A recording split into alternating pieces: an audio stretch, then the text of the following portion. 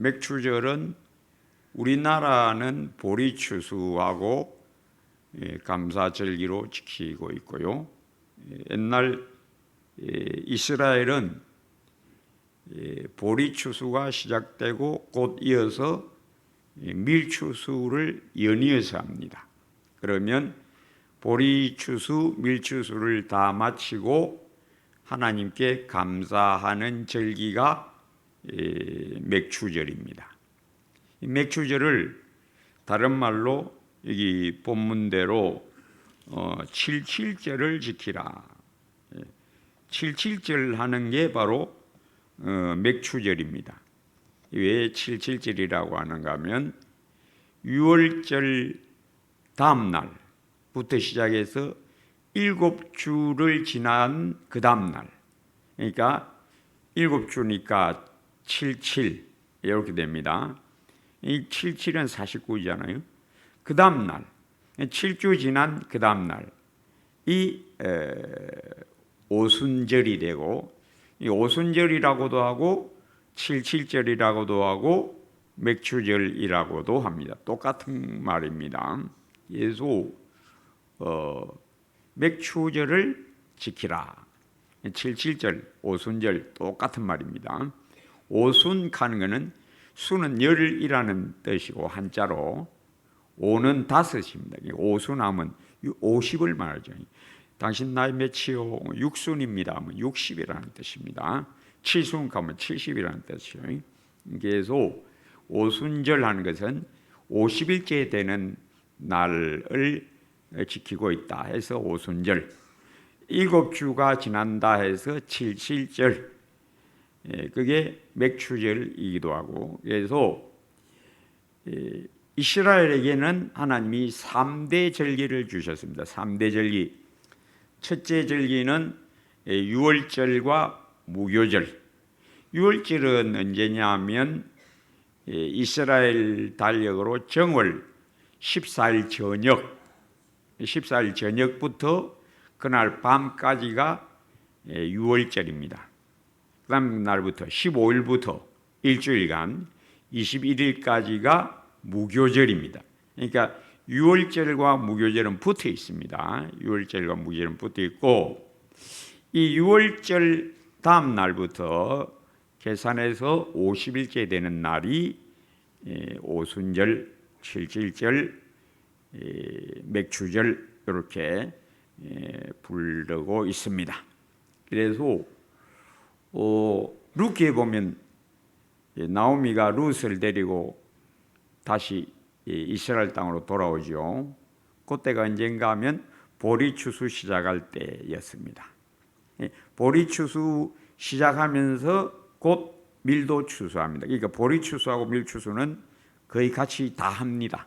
그래서 밀과 보리를 함께 다 추수를 마치고 그것을 감사하면서 하나님께 지키는 절기가 바로 맥추절, 오순절, 77절이라고 합니다. 한자로 맥이 무슨 뜻인가 하면 보리를 맥이라고도 하고 밀을 맥이라고 그래요. 보리하고 밀하고 어떻게 구분하느냐? 소맥은 밀입니다. 소맥. 대맥은 보리입니다. 그래서 소맥분 하면 밀가루를 말합니다. 소맥분. 대맥은 보리를 대맥이라고 해요. 큰 대자. 그래서 우리는 밀 농사를 별로 안 합니다. 별로 많이 안 하고 주로 보리죠. 자, 그래서 맥추절, 요즘은 우리가 보리 농사 별로 많이 안 합니다. 옛날에는 보리 농사가 아주 귀한 농사였어요. 왜냐하니까 지금 세대 사람들은 잘 모릅니다. 우리는 알고 있어요. 그 춘궁기, 봄춘자, 가난할 궁자, 춘궁기라고 있어요. 다른 말로 하면 보릿고개라고 합니다. 보릿고개. 왜 이걸 보릿고개라고 하는가 하면 지난해 가을에 쌀 농사해서 추수를 하잖아요. 그러면 가을부터 햇곡식, 햇쌀을 먹습니다. 햇쌀을 처음 난 쌀을 처음 난 쌀을 햇쌀이라고 그래요. 이 햇쌀을 먹으면서 가을 지나고 이제 겨울을 지나면 가정마다 조금 차이는 있는데 가난한 가정은 이 쌀이 곧 떨어져 버립니다. 그 조금 여유가 있는 집은 조금 더 갑니다. 이랬거나 저랬거나 봄 한 4월경부터 시작해서 보리가 추수가 되려면 6월이 돼야 추수합니다. 지금쯤 6월 말 되면 거의 추수가 이제 끝나죠. 그래서 요 4월, 5월, 6월 조금 여유가 있는 집은 막 5월쯤까지는 갑니다. 하여튼간에 전국적으로 5월, 6월 되면 아주 곤란해집니다. 이제 없는 거죠. 지난해 가을에 추수한 핵곡식들이 이제 다 떨어져 버리니까.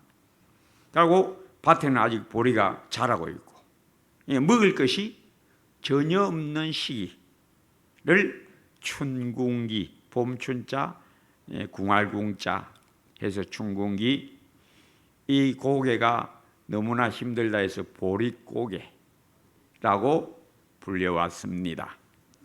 저희들은 기억이 생생해요. 어릴 때 이 봄에 이 먹거리가 떨어지는 시기, 도시에 사는 사람들은 조금 낫습니다. 근데 시골 사는 사람들은 오히려 더 이 춘궁기 보릿고개가 심했습니다. 가난한 집은요 진짜 힘들었어요.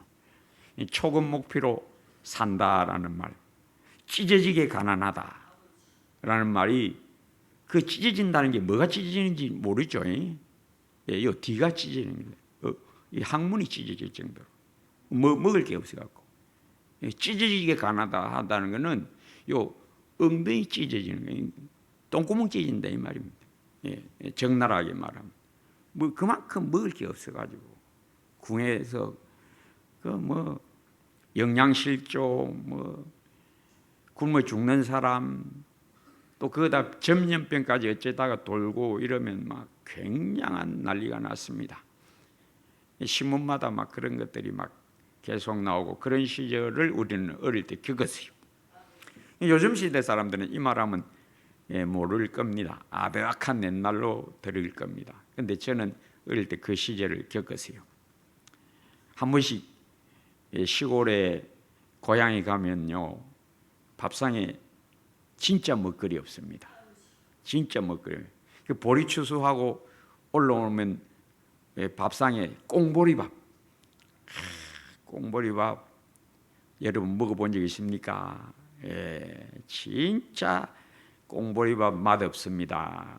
쌀밥이 얼마나 맛있는지 몰라요. 조선간장, 양조간장, 특히 양조간장, 외간장이라고 했습니다. 우리 때는 그 쌀밥에다가 외간장 몇 방울 떨어뜨려갖고 비벼 먹어도요 그 꿀맛이에요. 이 밥맛이 얼마나, 쌀밥 맛이 얼마나 좋은지 모릅니다. 보리밥 안 먹어본 사람 몰라요. 입에서 뱅뱅뱅뱅 돕니다. 네 맛도 내 맛도 아닙니다. 쌀밥이 얼마나 맛있는지 모릅니다. 요즘 사람들은 이 말하면 지금 무슨 소린고 할 거예요. 안 겪어보면 몰라요.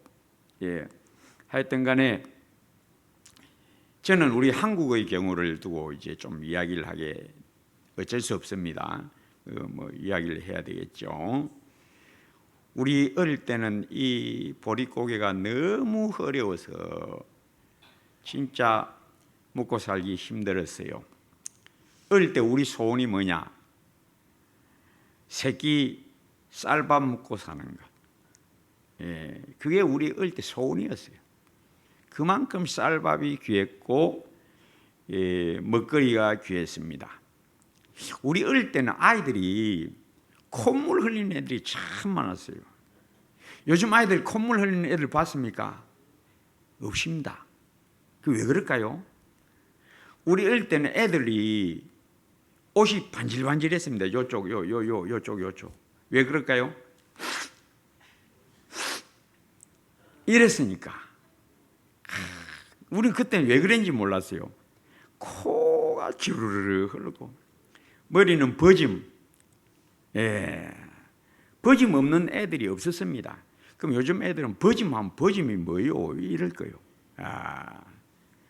애들 보면 머리 버짐, 또 그럴 때는 어찌 이도 많았던지 저녁 되면 신문지 펴놓고 할머니, 어머니가 애들 머리 빗겨줍니다. 머리 빗겨주면 이가 툭툭툭 떨어져요. 요즘 사람들 이 모르는 사람 많을 거예요. 이 빈대. 빈대 이놈 진짜 고약합니다. 이는 그래도 양반이에요. 이는 그래도 양반. 빈대는 한번 물었다 하면 어찌 그리 퉁퉁 붓든지 냄새도 고약합니다. 빈대 잡아서 한번 죽여보세요. 빈대 냄새 진짜 고약합니다. 빈대 하면 요즘 모르는 사람 빈대 어찌 생겼는데 이런 사람들 많을 거예요. 우리 때는 이 빈대 아주 시달렸어요. 이 대한민국이 오늘 지금 이렇게 되게 된 것. 옛날에는 한국 하면 세계 사람들이 한국이 어디 있는지 몰랐습니다. 한국이라는 나라 자체를 몰랐어요. 그런데 요즘은 해외여행 가지요. 유럽이나 저기 중앙아시아나 이런 데라도 가면 어느 나라 사람이냐 물어봅니다. 옛날에는 일본, 제피니즈, 차이니즈 이랬습니다. 중국 사람입니까? 일본 사람입니까? 이제 동양 사람은 서양 사람들은 다 일본 사람 아니면 중국 사람으로 생각했어요. 그 당시에 일본 사람들이 해외여행을 많이 다녔거든요. 근데 요즘은 코리아, 사우스 코리아 하면 우 합니다. 안다는 겁니다. 제피니즈, yes I'm Japanese 하면 이렇게 맙니다. 근데 I'm Korean, from South Korea 하면 오 합니다. 세계인들이 남한에서 왔다면 오 합니다. 그러면서 BTS 이야기하고 한류 드라마 이야기하고 물어봅니다. 그만큼 우리나라가 세계인들의 그 뇌리에 다르게 지금 알려지고 있다. 그러면 왜 이러기까지 우리나라가 오게 되었는가? 얼마 전에 몇 년 전에 유행한 그 영화 한 편이 있는데 그 영화는 어떤 내용을 담고 있는가 하면 6.25와 함께 나라가 반토막 나고 피난민 대열에 섞여서 남쪽에 내려왔던 어떤 사람이 자수성가하여 성공한 내용이 나옵니다. 거기 보면 대한민국이 어떻게 경제 발전을 이루었는가가 좀 이렇게 소개가 되어 있어요. 저도 한번 추억해 보면 그 영화 보면서 맞다, 내가 저렇게 살았다, 나는 저 세월 지냈다. 우린 다 아는 내용. 눈부신 대한민국의 경제 성장 그 과정이 쭉 나옵니다. 대일 청구권과 관련된 한일 수교가 있었습니다. 저 어릴 때도 학생들 데모만 엄청나게 한 거 지금 저 기억이 납니다. 그 한일 청구권과 관련해서 박정희 대통령이 김종필 총리 보내갖고 이렇게 협상했던 그 기간, 그러니까 학생들, 대학생들 막 맹렬하게 그 반대하고 데모했던 거, 저는 생생하게 어릴 때 기억합니다. 그때가 1962년 요 정도 됩니다. 그리고 나서 거기서 돈을 얻어가지고 포항제철 건설합니다. 그리고 독일의 간호사 강부들 또 보냅니다.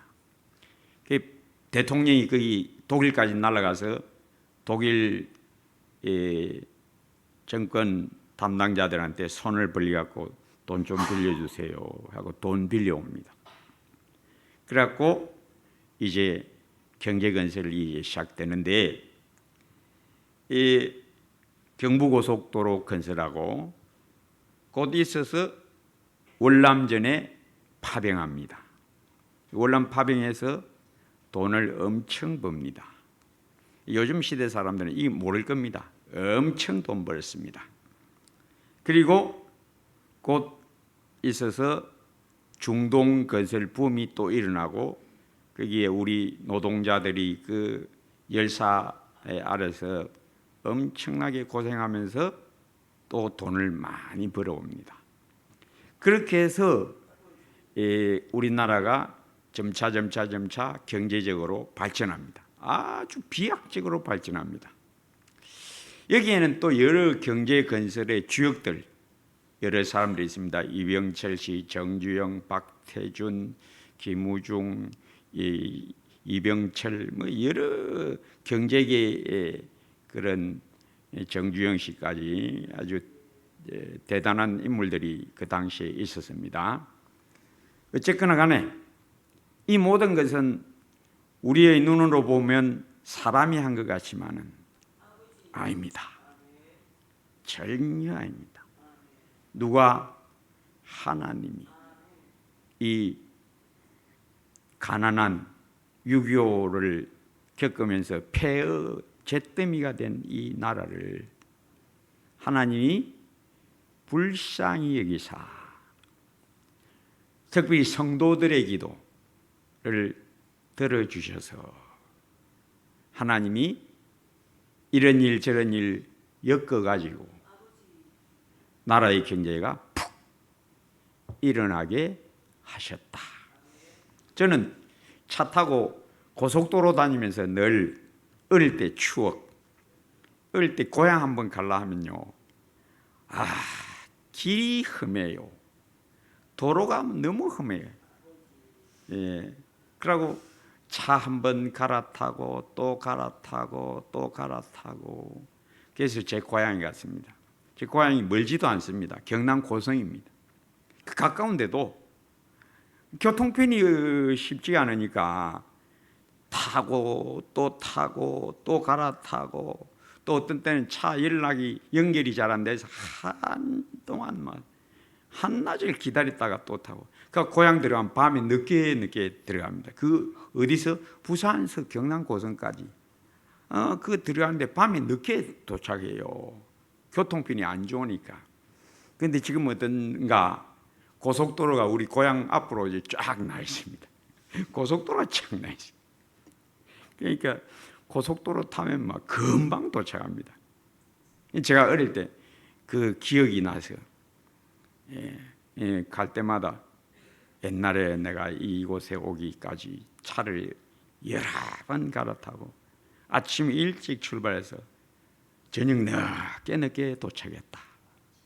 그런데 지금은 우리나라 국도도 그렇고 지방도도 그렇고 고속도도 그렇고 얼마나 도로가 잘 닦였는지 이거 다 하나님 은혜다. 우리 하나님 은혜다. 대한민국이 이거 진짜 양반됐다. 가난한 세계 최빈국 중에 하나였던 대한민국이 오늘날 한국에서 왔습니다. 남한 사우스 코리아입니다 하면 사람들이 우오 하는 그런 나라가 되었다. 이게 어디서 났느냐? 하나님의 은혜다. 세상 사람들은 모릅니다. 예수 믿으면 이게 어쩌다가 된 일이 절대 아니다. 어쩌다가 될 일이 전혀 아니다. 우리 하나님이 성도들의 그 헌신, 하나님 우리의 형편이 좀 나아지게 해주세요. 그 눈물 흘린 기도를 하나님이 불쌍히 보시고 우리 하나님이 오늘의 대한민국을 세워주셨다. 이것을 우리 성도들은 절대 잊으면 안 됩니다. 절대 잊으면 안 됩니다. 얼마 전에 우리 6.25 지났지요. 지난 주일이 6.25죠. 이 6.25만 해도요. 참 기적입니다. 대한민국이 적화가 되지 않고 그 낙동강 전선에서 얼마나 많은 사람이 피 흘렸는지 그 당시에 유명한 노래 있습니다. 전우의 시체를 넘고 넘어 앞으로 앞으로. 이 노래가 바로 낙동강 전선에서 나왔습니다. 전우의 시체를 넘고 넘어. 낙동강 전선 넘어지면 지금 저 안강 기계 그쪽에 가면 그 전적비가 있어요. 유심히 본 사람은 그 안강 기계 그 전투, 낙동강 전선 전투가 얼마나 치열했던지, 낙동강물이 빨갛게 물들 정도로. 그 안강 기계 그쪽에 가면 그 전적비가 있습니다. 한번 언제 가면 한번 보십시오. 우리나라가 이런 위경에서 하나님이 메가더가 인천 상륙작전 성공시키는 바람에 전세가 확 뒤집어져서 오늘날 이 대한민국이 보존되게 해주셨다. 이것도 다 어디서 났느냐? 성도들이 모여서 그때 기독교 지도자들이 초량교에 모여갖고 야 이거 나라가 이거 공산군의 손에 떨어지게 됐다. 기도하자. 하나님께 부르짖어서 우리 하나님이 메가더의 그 인천 상륙 작전이 성공시키게 해주신 겁니다. 메가더 인천 상륙 작전은요, 그 미국 본토에서 국무부에서 안 된다 이거 포기해라. 이건 지원을 못 해준다. 메가더가 고집을 씌워갖고 된다. 성공한다. 뭐가 더 고집 갖고 이게 된 겁니다. 이 모든 것은 우리 하나님의 붙들어 주신 손입니다. 성도들은 잊지 말아야 합니다. 하나님이 이 나라를 지켜주셨다.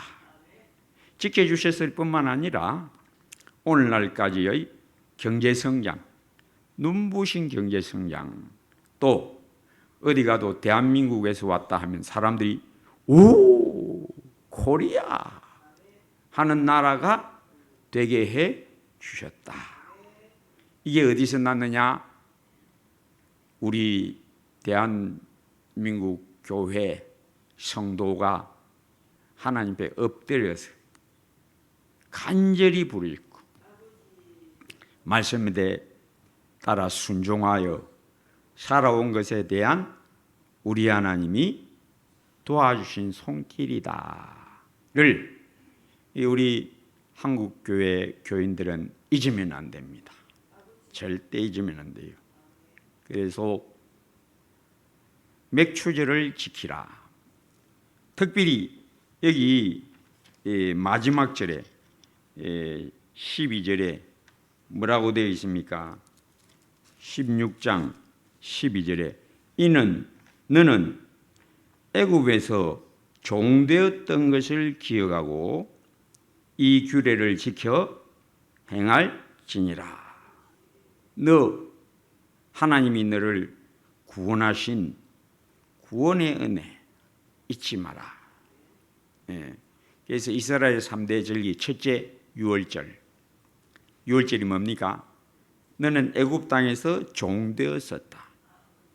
거기서 너는 하루 종일 이른 아침부터 밤늦게까지 바로의 명령을 따라 그거 수량 채우려고 먹거리 때문에 너 종로로 됐잖아. 먹거리 때문에 종로로 됐잖아. 너 거기서 하나님이 구출해 주신 것을 잊지 마라. 너 유월절을 지키고 무교절을 지키고 또 하나님이 해와 비를 주셔서 이 땅에 이른 비 늦은 비를 주시고 즉각 꿀이 흐르는 땅을 주시고 너한테 건강도 주시고 또 수고하고 힘쓴 것에 열매를 주신 것이 너 하나님의 은혜임을 잊지 마라. 하나님 자애로우심과 그 신실하심을 너는 결단코 잊지 말고 감사하고 즐거워하고 하나님께 영광을 돌리라. 우리 성도님들도 이런 절기를 맞이하면 뭘 잊지 마라. 하나님의 구원의 은혜를 첫째 잊지 마라. 그리고 하나님이 나한테 약속하신 말씀대로 지키심을 잊지 마라. 마태복음 6장 33절 너희는 먼저 그의 나라와 그의 의를 구하라. 그리하면 이 모든 것을 너희에게 더하시리라. 구하기 전에 너희에게 있어야 할 것을 너희 아버지께서 아시느니라.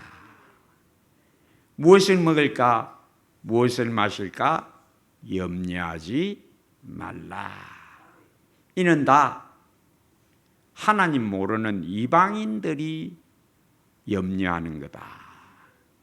무엇을 먹을까, 무엇을 마실까, 먹고 사는 염려, 생활의 염려에 빠지지 않도록 항상 위의 것을 찾으라. 그리하면 땅에 필요한 것, 너 육체에 필요한 모든 것 하나님 다 아시고 다 준비해 두시고 믿음으로 주님 우러러보는 자에게 때가 되면 딱 주신다. 때가 되면 딱 주신다. 너 아버지의 신실하심을 잊지 말고 꽉 붙들고 말씀 꽉 붙들고 주님만 우러러보고 감사하고 순종해라. 예, 굳게 세워지게 되시기를 주의 이름으로 축복합니다. 아버지 하나님, 그 해를 악인과 선인에게 비추시며 비를 의로운 자와 불의한 자에게 내려주심이라. 그러나 태풍, 홍수, 한발, 벼멸구, 보리깐부기 등 농부가 아무리 수고하고 했어도 하나님이 진노하시면 다 휩쓸려 날려가는 것도 우리는 알고 있습니다. 우리 하나님 자애로우심 따라 하나님을 사랑하고 그 계명을 지키는 자에게 천대까지 은혜를 베푸시고 또 우리 육체의 삶도 모든 필요를 아시고 다 준비하셨다가 때가 되매 얻게 하시는 그 신실하시고 자애로운 손길, 거짓 없으신 우리 하나님의 진실함 늘 붙들고 믿음으로 주님께 늘 순종, 감사 충만하게 하옵소서. 예수님 이름으로 기도합니다.